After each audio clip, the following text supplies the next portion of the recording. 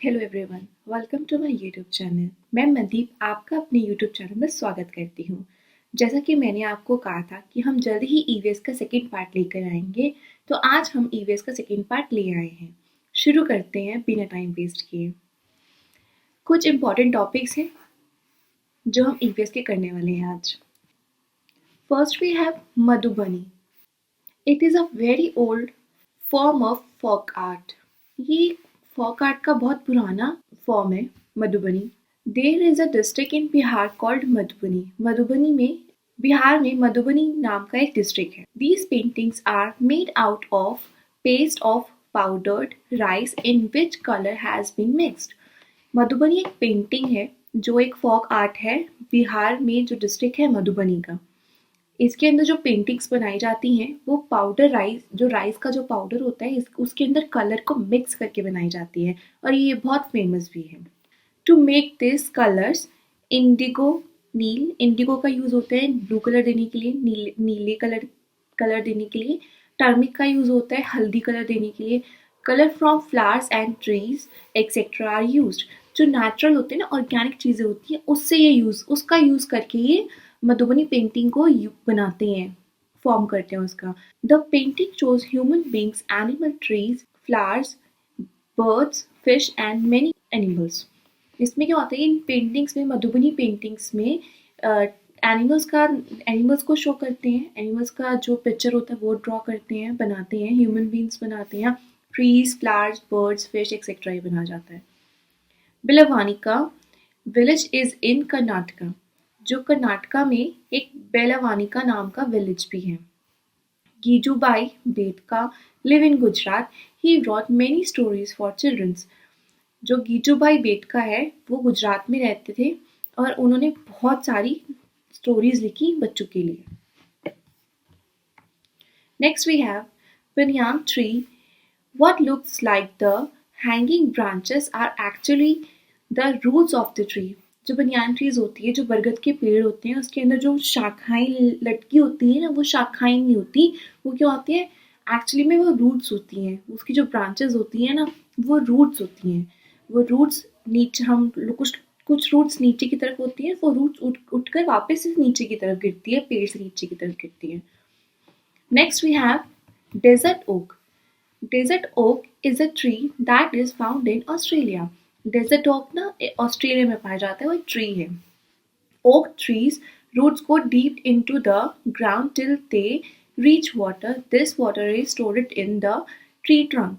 इसके अंदर क्या होता है, उसकी रूट्स इतनी नीचे तक जाती हैं, डेजर्ट ओक की जो ऑस्ट्रेलिया में है, उसकी रूट्स इतनी नीचे तक जाती है, इतनी गहरी जाती है, जब तक उसको प्रॉपर पानी ना मिले, ज़मीन से पानी ना मिले। ज़मीन से पानी सोख करके अपनी जो ट्रीज की ट्रंक्स होती हैं ना, जो अपनी शाखाएं होती हैं, उसके अंदर अपने तनों में समा लेती हैं, उसको एब्जॉर्व कर लेती हैं। Bihu festival is celebrated in Assam. हमारा जो नेक्स्ट है वो है बिहू, जो होता है फेस्टिवल होता है, वो कहाँ सेलिब्रेट होता है, असम में सेलिब्रेट होता है। On the occasion of new rice crop. Assam में राइस क्रॉप को उगाया जाता है, तो जब न्यू राइस क्रॉप उगती है तो उसकी सेलिब्रेशन के लिए एज अ बिहू एक फेस्टिवल मनाते हैं। ठीक है। Magh Bihu is celebrated on 14th and 15th of January और in the first and second Magh.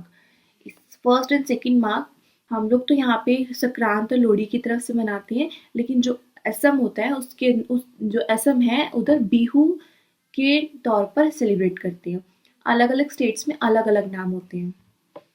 The 10th month of Assamese calendar they make बेला घर from bamboo.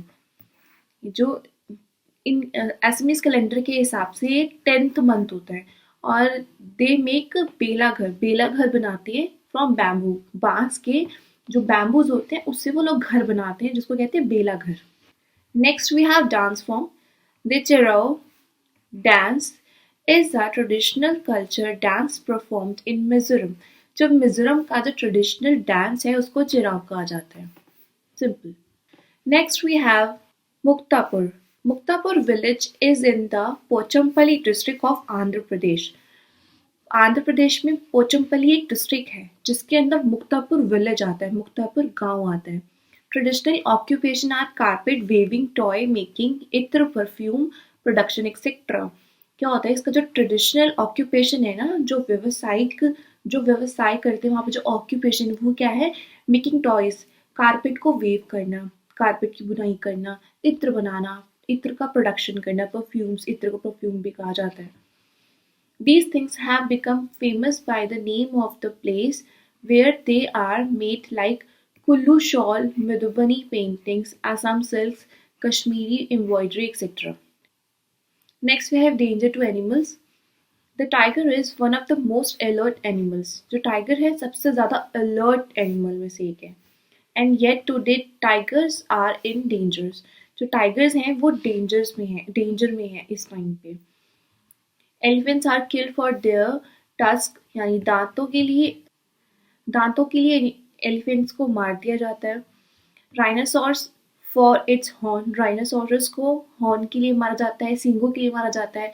Tiger, crocodiles and snake for their skins, जो tiger और crocodile है, उन snacks हैं, उनको इनकी skins के लिए यानी त्वचा के लिए मारा जाता है। Musk deer are killed just to make a little scent from its Musk.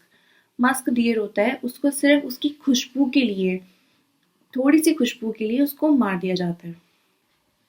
Now some forest area that are protected by our government, these are, कुछ जो फॉरेस्ट एरिया होती हैं, जंगल के जो कुछ एरियाज होते हैं वो प्रोटेक्ट करती है हमारी government. Like the Jim Corbett national park इन उत्तराखंड, जो जिम कॉर्बेट नेशनल पार्क है वो उत्तराखंड में है।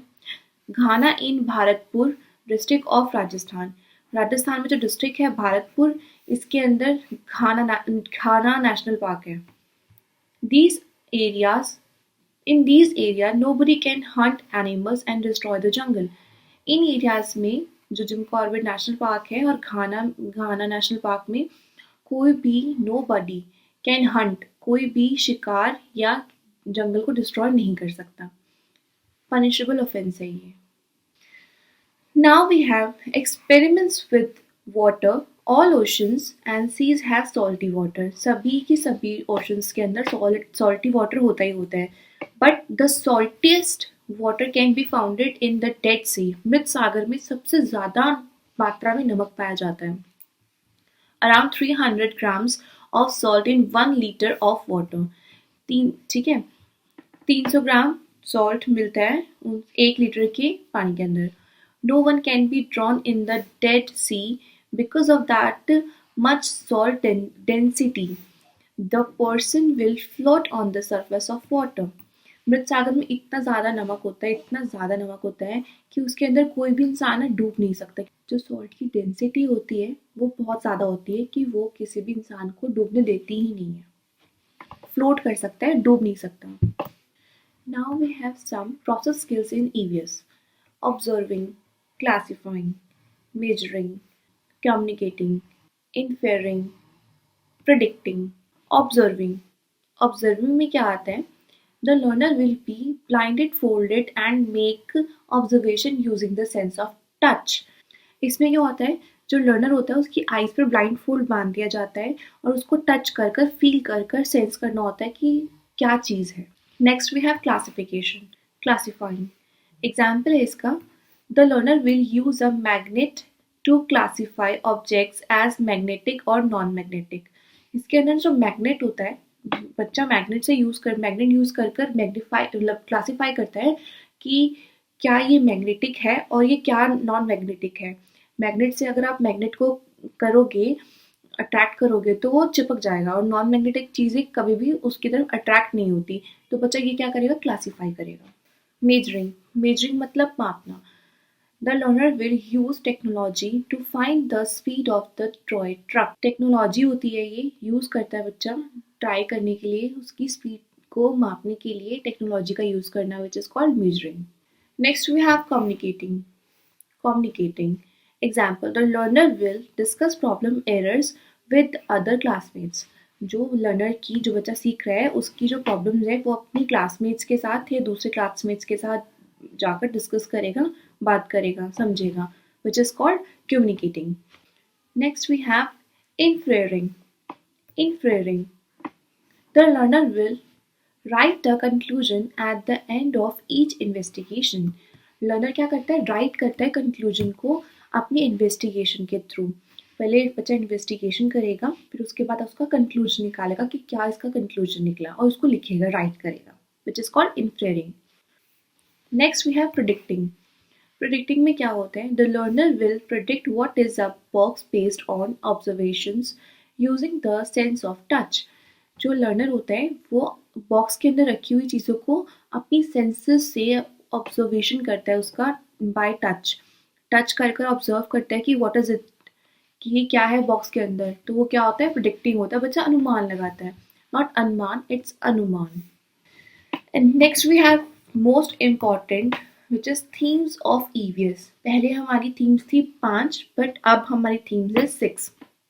First is family and friends, second is water, and third is travel, and fourth is food, and fifth is shelter, and sixth things we make and do।